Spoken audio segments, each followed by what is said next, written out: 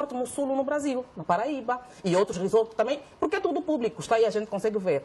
Castro Paiva conseguiu tirar 13 milhões de dólares de Angola, ou muito perto, para fazer um dos resorts da Isabel. Castro Paiva não agiu sozinho. Repara que, por exemplo... de quem? Ele sabe, ele vai explicar quando conseguir ser arguído aqui.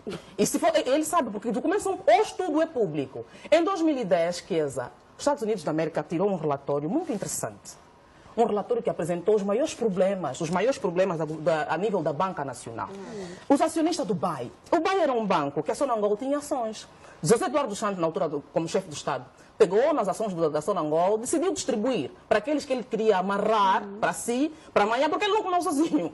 Era mesmo muito inteligente o nosso antigo presidente. Dividiu para alguns, para amanhã estarem todos macumunados e terem dificuldades de... Estamos a falar, por exemplo, de Isidério Costa, o próprio Manuel Vicente, estamos a falar, eu tenho aqui muito bem apontado, Joaquim David, dentre outros, porque esse documento, repito, são públicos. Então, se as ações da Sonangol, uma empresa... Estão lá esses nomes, estão lá esses nomes, estão lá esses nomes, estão lá esses nomes. Depois, quem quiser pode pesquisar, as folhas são muitas. No entanto, o que é que eu quero dizer com isso? Essa gente toda ajudou a fazer Isabel na sua formação, ajudou a formá-la e ajudou a chegar onde chegou. Só que Isabel dos Santos fica, como é que eu diria, com inveja. Porque Isabel dos Santos achou que Manuel Vicente tem mais dinheiro que o pai. Manuel Vicente que lhe criou, que lhe educou, que lhe ajudou, que lhe abriu as portas, que lhe mostrou como se tiram as coisas. A Isabel dos Santos chega na Sonangol, a Isabel dos Santos decide fazer a vida negra do nosso... Chegou a ser vice-presidente da República. E começa a morder aqueles que lhe criaram, a morder a sua própria cobra. Isso foi o primeiro problema. O que é que acontece com essa situação?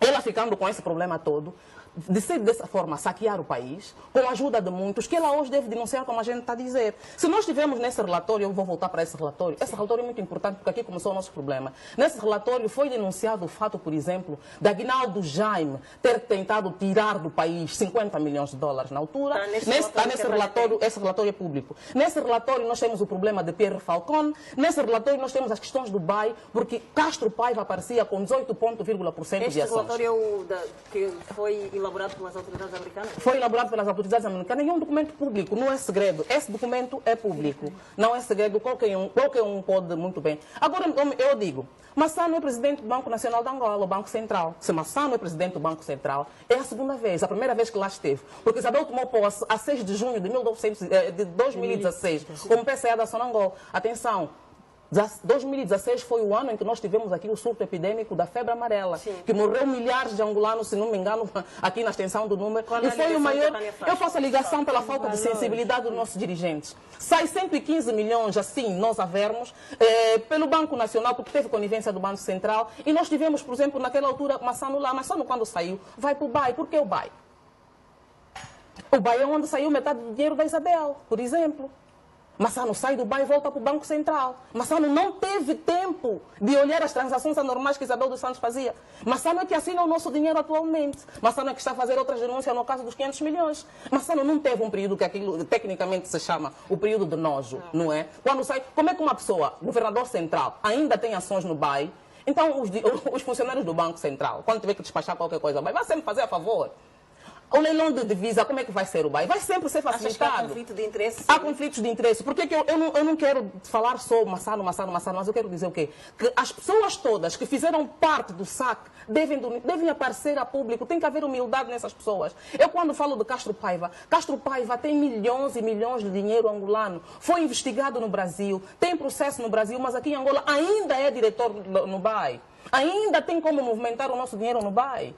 Estamos a falar, por exemplo, do senhor Gillette, não é? Theodore Jameson Gillette, um cidadão estrangeiro que também é diretor de umas áreas no BAE, está aí. Estamos a falar de um leque de pessoas que não está a respeitar o novo paradigma de governação. Será que falta denúncia pública aqui para... Não é só uma questão... A Dalva falou muito bem, saiu uma parte, vai sair outra parte, mas eu acho que as pessoas deviam ser mais humildes. Eu acho que as pessoas deviam abraçar a causa nacional, deviam facilitar o trabalho da nova governação. Não é possível, nós sabemos... Quando nós, em bastidores, falamos que O Presidente da República está mal rodeado sim. Essas pessoas deviam ter vergonha na cara e respeitar mais o nosso sacrifício. Nós temos que parar de morrer de forma gratuita. Nós temos que parar de ter uma Angola pobre para alguns, extremamente rica para outros. Hoje nós estamos a ser piada em Portugal. Portugal, hoje os humoristas estão a fazer piada pela nossa forma. Isso não é admissível. É porque metade dos angolanos que tiveram a oportunidade de gerir os bens públicos e que hoje ainda estão nos seus lexos, eu falo sempre dos lexos porque é caro, eles dão de graça. Estão aí nos seus lexos, continuam a rir-se de nós. Tânia, achas que com esta situação, esta novela toda de Isabel dos Santos, haverá, se calhar,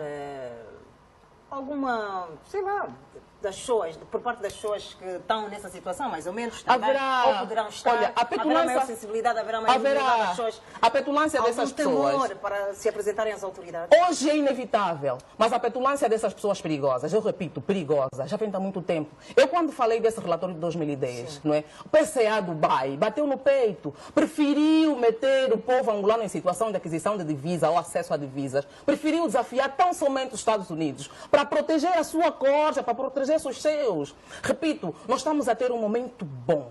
Um momento que o angolano tem a possibilidade de saber como foi gerido o seu país nesses anos todos de independência. Temos um presidente que está comprometido com transparência, com a luta contra a corrupção. Então, essas pessoas que o rodeiam devem facilitar o trabalho. Devem, pelo menos, devolver a confiança do povo angolano a esses políticos de meia tigela. Não é possível situações... Eu estou a falar aqui de entidades que deviam ser a salvaguarda da ordem, da moral, e ainda estão no governo. Não se entregam por quê? Essa negociação que a Dalva a priori diz no segredo foi feita, também pode ser pública e vai ser pública. A Angola é nossa. E se é gestão participativa, vamos todos saber. Dêem a cara.